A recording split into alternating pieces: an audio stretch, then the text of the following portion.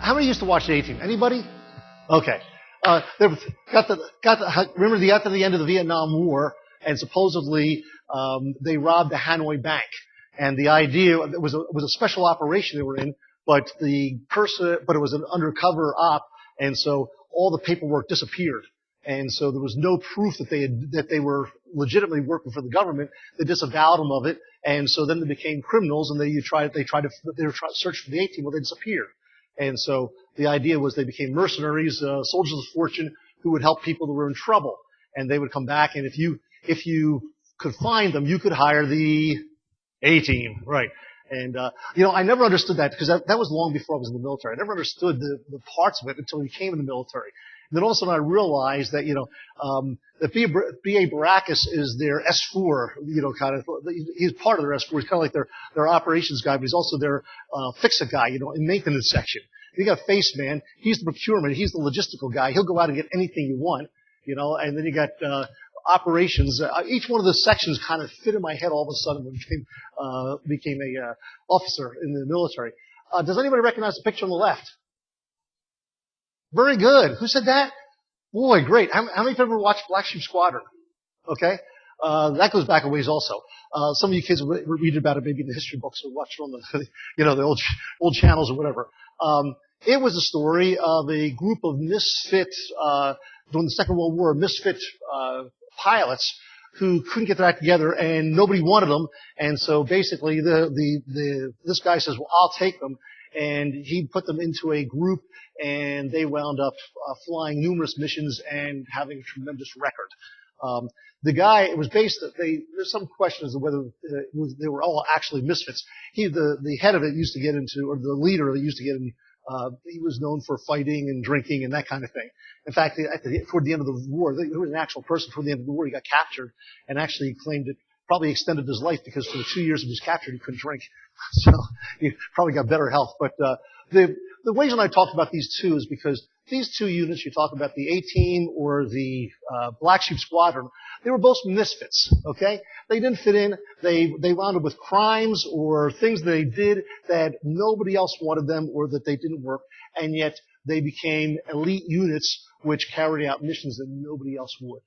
And this morning we're going to look at a judge in Israel that was kind of like that. He was a misfit.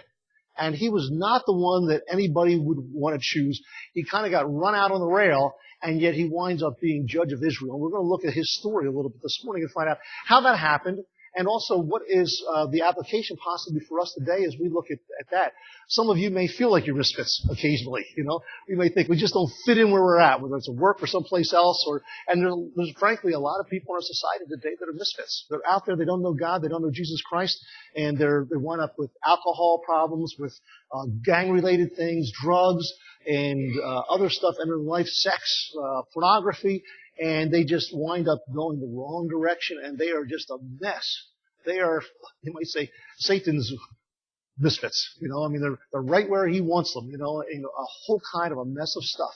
And yet, God can take that kind of a person and change them around. So if you have something in your life where you can say, yeah, one time I was a misfit, I had some problems in my life and challenges, this judge today will let us know that regardless of who you are, God can use you if we look at things the right way, and also warn us not to make a few of the same mistakes he made. So take a look with me, if you will, as we look at Judges chapter 10 today is where we're going to start. If you're in the Pew Bible, and I encourage you to use one. If you do not bring your own, it's page 310. Page 310. But I would certainly suggest that, again, bring your Bibles if you can, so you can write in them and kind of follow them. This morning's sermon outline is such that it will it's more alliteration. I didn't put a lot of principles in there, but there'll be a number of applications as we go along. And so you can turn the sheet over, and if there's something that some application that writes to you, I try to leave a little bit of room between the different points. You can put it in. Sometimes people like to go in front and up ahead and guess what the words are as they fill in the blanks, and you can do that if you'd like. You'll notice in the thing today, they're all I's. So you can see if you can figure out the alliteration for a lot of those I's and stick them in there before we get there. But these are the major judges of the book of Judges, and we're down on Jephthah, which is the actual fifth one in our series, and we're going to hold off Samson until ready for the first of the year because we're in Christmas next week. So for the next 4 weeks or so, we'll be talking Christmas, and then sometime in January and February, Pastor Stott and I are still negotiating that kind of thing. Where we're going to be for that. But someplace we'll bring Samson back for a couple more sermons and finish out the book. If you want to go to the next slide, let's just give you a quick overview of the area we're at. And it's a little difficult to read, but you can get at least the idea from this. And probably should have a pointer. But as this is the land of Israel today. If you're familiar with the land at all, down in the south, this little part of water down here in the bottom, and it's going to be right over here. This part of water in the south part is called the Dead Sea. Okay, and it has no outlets on it, which means all the salt and stuff just builds up and builds up. There's no outlets, and it's called the Salt Sea or the Dead Sea. Right above it, very at the top, is another body of water called the Sea of Galilee. Between the two runs the Jordan River. Okay, and all the different judges are on this map as to where they are. The bottom left-hand corner, you see where Samson lived, and that's going to be Pastor Scott's subject probably in the new year. Up above him, the one that's right under the word Ephraim, that's Deborah. And Ehud, you remember Ehud was the left-hander who killed the guy from Moab? He's on the right there. He was just north of Jericho. Up in the top left-hand corner is Gideon. That's where the area he was from. And we're going to be talking over the right side. See where it says Gad, the purple part over there? Just above the word Gad, there's that little square up there, and that says Jephthah. And that's the person we're talking about today, is Jephthah. And you'll notice that the Jordan River comes down the side, and he's on the east side of the Jordan River. And that will be significant as we go through our text today and look at what it actually has to say. We want to move on to the chapter 1 here, and I think that's what our next slide goes to, if I'm not mistaken. Actually, this is the overview. This is the overview. Go through the cycle: sin, slavery, and salvation. And it actually introduces us to this first point that we want to bring up today, which is an idol-worshiping people falling from favor. Jephthah falls from favor at the very beginning of his life, and he has a rough start. And the first part here in verses 6 through 18, I call an idol-worshiping people. And this is that cycle that you have. Look at verse 6 with me at chapter 10, verse 6. And I'll probably be drinking a lot of water, been fighting a sore throat, is coming back up. And so make sure you tape this first service, because second service you might have to listen to the tape if I can't talk. So in verse 6, you have, then the sons of Israel again did evil in the sight of the Lord, serving the Baals and the Ashereth, the gods of the Aram, the gods of Sidon, and all the gods in that area, including, if you notice, the gods of the sons of Ammon. So here they are doing sinful. They've already, the last two judges in chapter 10, there were two judges that succeeded Gideon. One was Tola and one was Jar. And then they each were in charge for a few years. And then we come to Jephthah, and at this point, they're now back in sin. And it says, verse 7, and the anger of the Lord burned against Israel, and he sold them into the hands of Philistines and into the hands of the sons of Ammon. And they were afflicted and crushed the sons of Israel that year. And for 18 years they afflicted all the sons of Israel who were beyond the Jordan in Gilead in the land of the Amorites. Now you can remember that was the east side of the Jordan River. And I'll give you a little bit of the background, not right now, but I'll give you a little bit of the background eventually of how this took place. So we have sin and slavery right back in the same mold. And my question for us is, how long does it take us, once we get right with God, to fall back in the same old rut again? Israel kept on doing this thing, and it shouldn't be in our lives. They should be an example for us of how not to do it. But sin, slavery, salvation. Sin, slavery, salvation. And we oftentimes go through that cycle in our own lives. Something comes up, we wind up sinning, and praise God, we can get out of it. God forgives us, and we can then have victory or salvation in our lives and have victory over that particular thing. But we need to really be concentrating to put God first in our life, because if He is not first in our life, we're going to wind up falling right back either into the same sin or another one, and just keep on going in this cycle. And churches do that. Countries sometimes do that. And this is the country of Israel. But nations sometimes do that. And sometimes I fear for our nation. We have a nation was built on God, and people couldn't worship God. They wanted to eat in Europe. They come over to America. They start worshiping God here. and things go downhill. And then we have what's called the Great Awakening with Jonathan Edwards, and all of a sudden there's a big revival in the United States, and then all of a sudden things start going downhill. And today you look at society and the way we oftentimes seem to be walking away from God. But we are the ones that can stem the tide in some way as we follow Jesus Christ, and we need to do that in our own lives. So we have this idol worshiping people who are falling back into the same thing. And if you look down in verse 10, what happens? And the sons of Israel cried to the Lord, saying, "We have sinned against the Lord, for indeed we have forsaken our God and served the Baals." And you know what I find interesting? God sometimes lets us stay in that condition a little bit, right? He sometimes says, "When are you going to learn?" You know, we've already been on while we have 6 major judges, we're only on the 8th or 9th guy at the time the cycle is going through. And look what he answers, verse 11. "And the Lord said to the sons of Israel, Did I not deliver you from the Egyptians and the Amorites and the Ammon and the Philistines, also with the Sidonians?" And he goes on the whole list here that's happened. And verse 14, he says, "Go and cry out to the gods which you've chosen. Let them deliver you in your time of distress." Well, isn't that a slap in the face? You know, you've ignored me. And now you all of a sudden want me to help you because you're back in trouble again for the umpteenth time. Why don't you go let the gods that you're worshiping now take care of you? And that's what happens a lot of times with us. We wind up getting into a rut, getting with the wrong crowd and so forth, and we say, "Oh God, why don't you help us?" And I think God would like sometimes to say, "Why don't you go talk to those friends who you've been hanging around with who got you in this trouble? See if they'll help you out."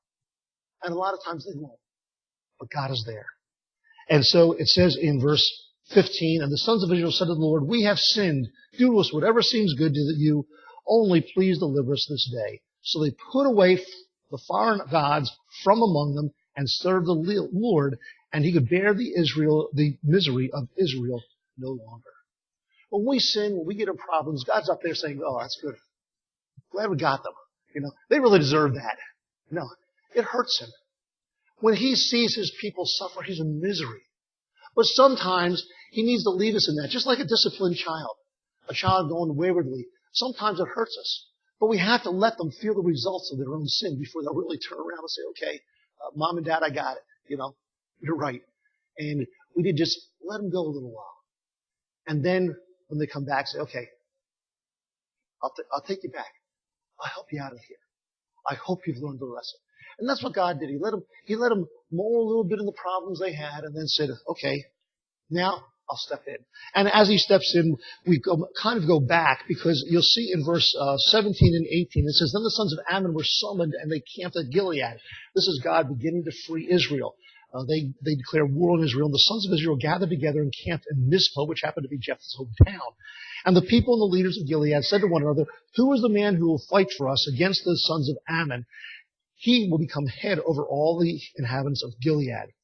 So now we go back and it's like one of those TV shows where they show you where it is and then they have put the wars up 3 weeks earlier or 2 years earlier. You know, let's go back and see what the history is. And that's what we have here in chapter 11. So I've entitled it "An Illegitimate Birth" in verses 1 and 2. "Now Jephthah the Gileadite was a valiant warrior, but he was the son of a harlot. And Gilead was the father of Jephthah. And Gilead's wife bore him sons. And when his wife's sons grew up, they drove Jephthah out and said to him, 'You shall not have an inheritance in our father's house, for you are son of another woman.' So Jephthah fled from his brothers and lived in the land of Tob. And worthless fellows gathered themselves around Jephthah, and they went out with him." So as we look in this, what do we have? We start off in verses 1 and 2 with an illegitimate birth. His father goes out and has an encounter with some woman and has an illegitimate child. That's Jephthah. Then he goes back, gets restored to his wife, or whatever happens, and they've got a number of kids. As the kids grow up, they said, "Jephthah, you're not one of us. You're the son of a harlot, a whore. Get out of here. We don't want you around." And so they throw that son out of the household, and he ends up going up to the land of Tob. And if you remember that map that we had earlier, Tob is up in the upper right-hand corner. He goes out into the land of Tob and lives there. And being an illegitimate child and not having any means to support, what does he do? He gets involved in gang-related activities. You know, I don't know if they had drugs back then, but he gathers a bunch of worthless guys around him. Hey, let's go ahead and do what we, and just live it up, and they're worthless guys. They have no good impact. So we have a guy that has a is born of a harlot, born of a prostitute with this guy, gets driven out of the house, goes live someplace else, and winds up getting a bunch of hoodlums surrounding him. This is our hero of the day. Sounds like a great guy for a start off, isn't it? We read in verse 3 that he continues as this, and I call this an improper livelihood. He moves on and he flees the tumult, and he becomes the worst in his upbringing, gathering all these people around him. And maybe you sometimes see this in our society today. Some people are ostracized. They feel like, I can't make it on my own. Maybe it's because of race. Maybe it's because of their social condition. They're illegitimate. They don't have a good family background. Maybe it's their economic. My dad doesn't work, or my mom's an alcoholic, or whatever. They don't provide for the families. This guy lived in the worst of the families, and you might have said he had almost like ugly duckling syndrome. He was the ugly duckling of the family, and he was just ostracized. And sometimes our own people, sometimes you may feel like that, ostracized from the family. Nobody likes me, and things are not going well for you. That is the situation we have here. The theme of today's sermon is this, and you want to fill in at the bottom. You can see it coming through in all these things. God can overcome any obstacle for His glory. Now, I don't know what the obstacles are in your life as you look back. I don't know if anyone here can claim as bad of a history as Jephthah does, our main character of the day. Illegitimate child, thrown out of the family, going out on your own, living with a bunch of worthless guys, maybe even involved in drugs and alcohol and gangs, and maybe get arrested. That's our hero of the day. This is his situation. And what is going to be his future? Let's take a look. The second section starts in verse 4, and I call this rising to rule. And in verses 4 through 10, I have what we call an irresistible offer. Let's start in verse 4, if you will, with me. And it came about after a while that the sons of the Ammon fought against Israel. And it happened when the sons of Ammon fought against Israel that the elders of Gilead went to get Jephthah from the land of Tob. And they said to Jephthah, "Come and be our chief, that we may fight against the sons of Ammon." Then Jephthah said to the elders of Gilead, "Did you not hate me and drive me from my father's house? So why have you come to me now when you are in trouble?" And the elders of Gilead said to Jephthah, "For this reason we have now returned to you, that you may go up with us and fight with the sons of Ammon and become head over all the inhabitants of Gilead," which is the whole section of that country. So Jephthah said to the elders, "If you take me back to fight against the sons of Ammon and the Lord gives them up to me, will I become your head?" And the elders of Gilead said to Jephthah, "The Lord is witness between us. Surely we will do as you have said." Then Jephthah went with the elders of Gilead, and the people made him head and chief over them. And Jephthah spoke all his words before the Lord at Mizpah. So what do we find? We first of all find that he goes from being the illegitimate child to the honored head of this clan. I don't know what happened to the other sons. All these other guys lived at home. Jephthah went away. I don't know if they said, this guy has gotten into so much trouble, and while he's up there, he's fought with so many people. I mean, everybody else lived at home. They were mama's boy and did well and everything, He's up there, scrapping it out. And if anybody can beat these foreigners, these Ammonites, it's going to be Jephthah, because he's got the experience to just be a no good hoodlum, He can handle these guys. Let's bring them back. Jephthah says, "You're not coming back unless you're going to make me the head of the nation." He said, "You're just going to bring me back and do the same thing. You're going to bring me back, ask me to take care of these people, fight them. I'm going to win the battle, and you're going to throw me out again." And they said, "No, we're not. We'll bring you back and we'll make you the head." So he comes back, and that when it says that he speaks all these words before the Lord at Mizpah, it means they make a contract. And they go before the Lord like we have marriage vows today or dedications or whatever. He makes a contract with the nation before God, before this part of the country, that he will be their honored head. And so he gets this irresistible office. And I want to say to you today, as perhaps application, I mean, you've called it before principle or whatever, regardless of your background, regardless of what's happened in your past, you've got talents and abilities that can be used for God. Don't sell yourself short. Don't say, oh, I can only do this. Whatever it is, you have unique qualities. I've lived a much different life than, let's say, my brother-in-law, Tony Martin, growing up. He came to know the Lord late in life, after growing up and going out and doing a bunch of stuff that's different than what I did. God's put us both here as elders in the church, and he's now a missionary and I'm here. We live very different lives. I can relate to people differently than Tony can relate to people because we have different backgrounds. But you know what? God has given us both abilities and spiritual gifts that enable us to minister. And I want to tell you that people can come from different backgrounds, have different experiences in their background, and God can still use them, and God can still use you. If you had told Tony 20 years ago that he was going to be a missionary in Sweden, he would have told you to go jump in the lake probably, because it would have never happened. I'll tell you, he was in a business. He was a purchaser for a business in the area, and his background is such that says this would never happen. But God uses all of us.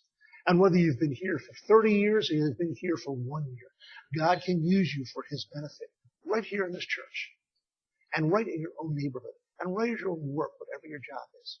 He can make an impression and he can use you just as he used this guy. So don't despise your talents. And then also, don't look down on somebody else in the body and say, oh, they're of a different race than me. They're of a different sex than me. They don't have as much money as I have or whatever. Because God can use the person that's the lowliest in the congregation to be a massive impression and do a massive work for him. Never sell yourself short because you plus God can do almost anything. But he's given you, he's specially equipped you for doing something. So never sell yourself short. Jephthah did not sell himself short. He says, I will come back and I will lead this tribe. And he allowed God to use him. The second thing we find in verses 12 through 28 is what I call the ignored overture.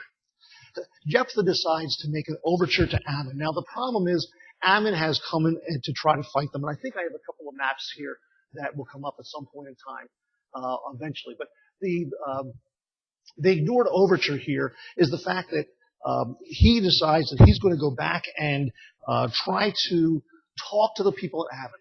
He's going to, we call this negotiations, okay, peace negotiations. Let's go and talk to them and see if we can work this. What it is a land dispute. And here's the map, and let me just explain this map a little bit.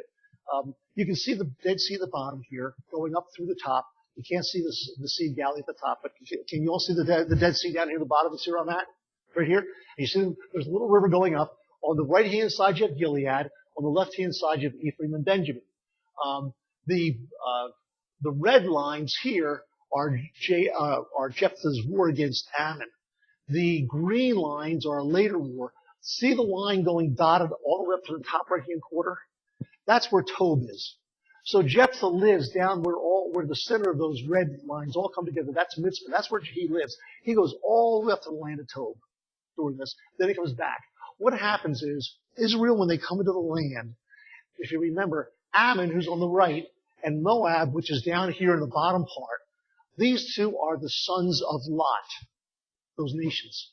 Okay, if you remember, we talked about that under Gideon and a few others. They're the sons of Lot, and they have these two parts. God will not let them take over their land when they come back into the land. They ask if they can pass through the land, and they're not very cooperative, but they don't take the land. In the Gilead, the center section up here, Ammon's over there, in the section were the Amorites. And the Amorites owned this land. Israel came in. The Amorites were not descendants of Lot. And God said, take them out. And they took them out of the land and conquered that land. Israel did. God was going to give them all the land on the west side also of the Israel, which we today call the West Bank and Israel proper. 2.5 tribes of the 12 tribes said, this is great where the Amorites are. This is terrific land. We don't want to go over the other side. And they said, well, you've got to go over the other side because we need your manpower in order to conquer the west side of the West Bank and all that section. And so they said, well, can we leave our women and children and flocks here and send all of our fighting men with you on the other side and we'll help you conquer the land. When the land's been conquered, then we can go back and start building our houses. The agreement was reached and they allowed that agreement to take place. So the 2.5 tribes were on the left-hand side, on the right side of the map, on the east side, and they occupy this area.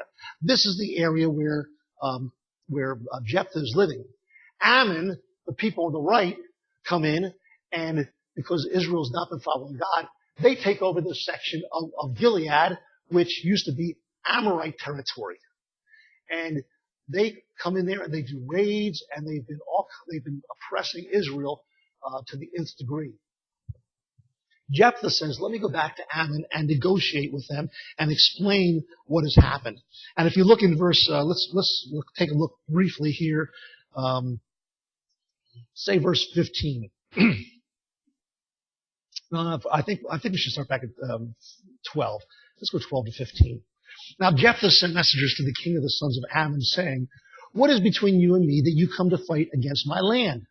The king of the sons of Ammon, that's this part to the right, said to the messengers of Jephthah, because Israel took away my land when they came up from Egypt, from the Arnon as far as the Jabbok and the Jordan. Therefore now return those lands peacefully. That's basically where all of Gilead and where Jephthah's whole part of Israel is living. Jephthah sent messengers again to the king of the sons of Ammon, and they said to him, thus says Jephthah, Israel did not take away the land of Moab, nor the land of Ammon. Remember, Ammon is that section. Can you go back to the map for a second for me? Ammon is that section all the way to the right over here, and Moab is the section down here to the bottom. So he's saying, we didn't take the land of the Moabs, and we didn't take the land of the Moabite, of the Ammonites. We've got this center section of Gilead here. And when they came up from Israel, verse 16, and when they came up from Egypt, Israel went through the wilderness to the Red Sea and came to Kadesh. Then Israel sent messengers and it goes through the whole thing. We won't go through the whole process. But if you look at verse 19, it says, and Israel sent messengers to Sihon, king of the Amorites, the king of Heshbon, and Israel said to him, please let me pass through your land. But Sihon did not trust Israel to pass through the land. Long story short, Israel conquers the Amorites, which is this section of Gilead. He says, we did not take any of the land of the Ammonites. We took over the Amorites, Ammorites, which lived in Gilead.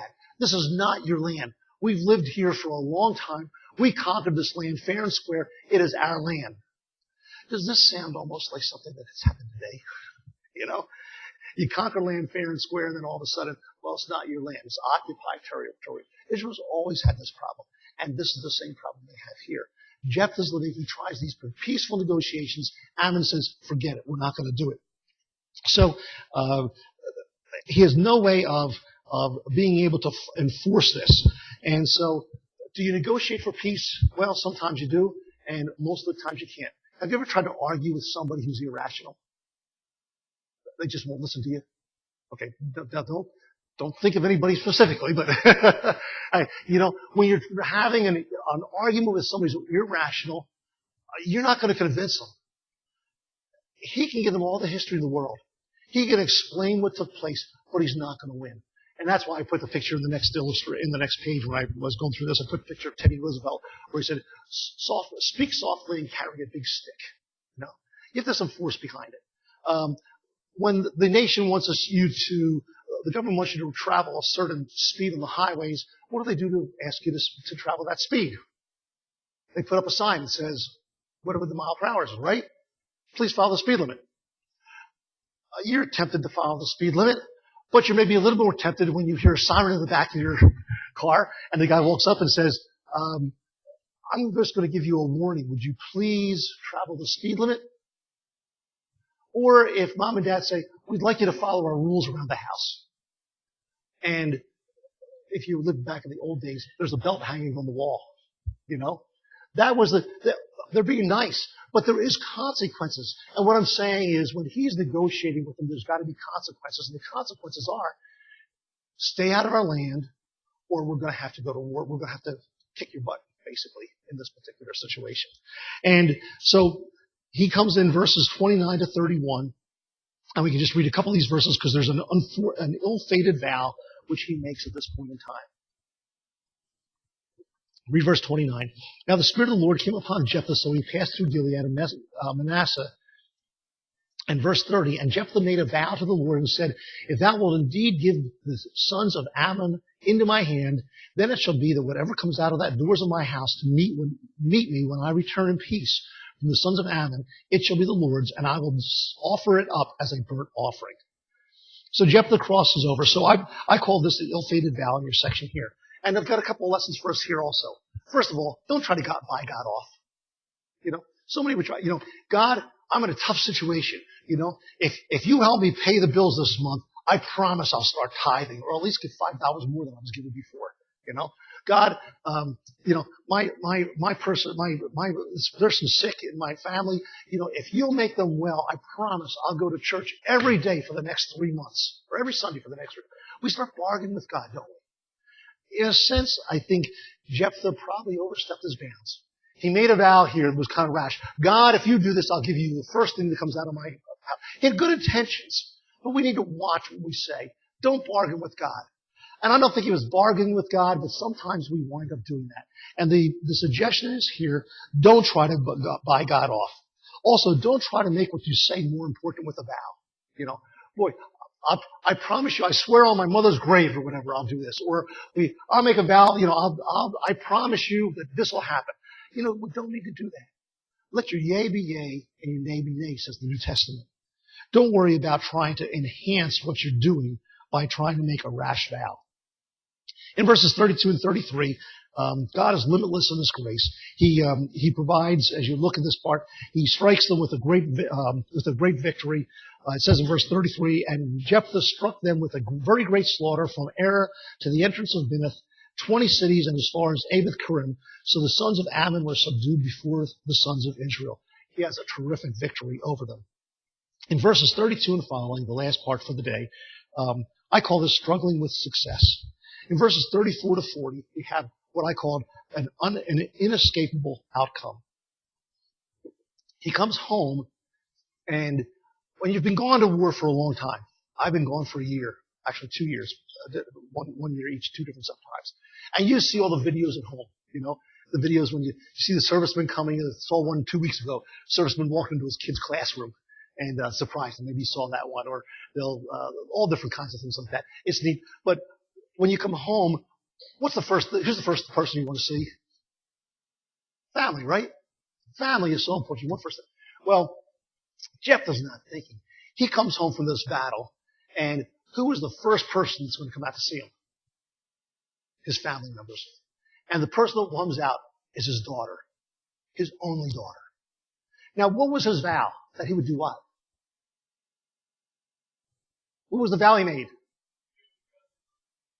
Yeah, he'd offer as the first thing that came out of his door when it came to greet him as a sacrifice, as a burnt offering. Maybe he thought it was going to be the dog or the cat. I'm not sure. But it happened to be his daughter. Now what happens? What's the situation? What's going to happen? Well, you could read the story here, but Jephthah decides he needs to carry out his vow. And he explains to his daughter what he's vowed, what's going on. And so his daughter says, well, look, I have never been married to a man. I don't have any children. I'm going to either die a virgin, or we'll talk a little bit, whatever this sacrifice means. I'm not going to have any more children. Can I have a couple of months to be sorry? To be fine. To be sorry about what's going on in my life and the fact that I'll never have any children. And so he gives her 2 months. She goes with all of her friends up to the mountains, and they kind of celebrate her life, and she comes back to her father. Now there's a question: does he actually offer as a burnt offering or not? We don't know. The scripture says he did to her as he had promised. Now, we would like to think it's not a sacrifice, because that was a pagan practice. That wasn't something that happened in Israel, but perhaps it's true. The Bible doesn't tell us it's not true, but it doesn't say, actually, it doesn't repeat the word there was a burnt offering. A second possibility would be that he gave her to service in the temple for the rest of her life. We've seen a few examples of that. Samuel, remember, Samuel was given a temple service for the rest of his life. When Jesus Christ was born, he came to Mary and Joseph brought him to the temple to be dedicated. And when they brought him to the temple to be dedicated, he wound up being blessed by a woman named Anna, who had been in the temple for years and years. In the Old Testament, if you had a donkey, this firstborn of any animal was given to God. So if you had a sheep, the first lamb that was born was given as a sacrifice to God, was burned as a burnt offering. If you had a cow, first one was a burnt offering. But if you had a donkey, it said you needed to redeem that because they didn't use donkeys as a sacrifice. So the donkey was redeemed by some substitute, usually a lamb or something as a substitute. Was there a substitute in this case? I can't tell you the truth. But I do know that at this point, she would never have any more children. Of course, that hurt the father because now he knew that his line was done. He was never going to have any more children, and his only daughter was never going to have a child. And that was basically the end of his entire line of ancestry at that point. So it was a great deal. It was an inescapable outcome. It was a difficult thing. And I have two suggestions to you here. One is, as an application, pay what you vow. You make a vow, I'm going to give so much to the Lord, or I'm going to act in such a way, or I'm going to take on this mission. Pay your vow. In Ecclesiastes, it says, it'd be better not to vow than to vow and not pay. So if you make a vow before God, it could be a marriage vow, you and your wife. Pay it. Enforce it. Do it. Don't give up. If you've made a vow to bring up your children in the nurture and admonition, don't give up. If you've made a vow to do a certain thing for God, fill it. The second thing is that I think Jephthah is a good example for us in that he had a daughter here who he didn't realize would be a daughter, but he promised her that she would be a burnt offering and offering to God. And there are a couple of pictures down here. Anybody recognize the picture on the left? That's Ezekiel's dedication here at the church a while back. Anybody recognize the picture on the right or can read it? That's me. I'm not the one standing there. Although the guy there standing there looks almost like me, doesn't he? That's my mom and dad dedicating me to the Lord. And it's a little photo that I took off the album that says, Gary Lee Taylor, 3 weeks old at dedication, 21 days old. My parents stood in front of God and they dedicated me to the Lord to teach me and to bring me up for whatever happens. Lois and I did the same thing for all 5 of our children. And a few weeks ago, you saw us do the same thing for Kenzie, Grace, as our grandchild, and as her parents dedicated her to the Lord. Jephthah's, while he was unfortunate that was his daughter, I suggest to you that everything that we have, including our children, should be dedicated to God. And that the fact that he dedicated his daughter, however, whether a bird sacrifice, but more possibly in lifetime of service to God, we should do that to our children. Because at some point in time, it may be difficult to give them up to God for what he wants. We've had the experience with Jonathan. We've had the experience with, maybe others have experiences with kids going off to, the foreign mission field and so forth. And the idea that these kids are going to stay home and take care of us all of our days until we get old may not take place. But I think it's a good encouragement for us. And if you've never dedicated your children to the Lord, I would suggest you talk to Pastor Scott or myself or any of the elders, and that you follow along in that and make sure that we have them dedicated to the Lord.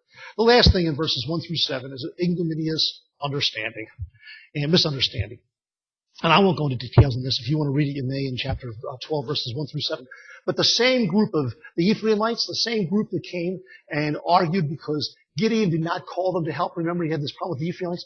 The same group comes to Jephthah and said, how come you didn't call us to go to battle with you?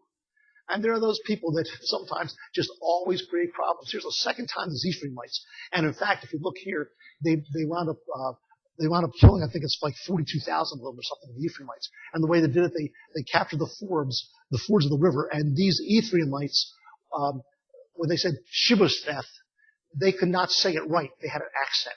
And it's like, you have certain accents you can't say it. Like I have a unit up in Newport, and it's all the idea, kind of thing, or hawk, you have this kind of thing. Well, they would stop the person when they're coming through and they say, are you an Ephraimite? No, I'm not an Ephraim. Well, say this word. And they give them Shibbosheth.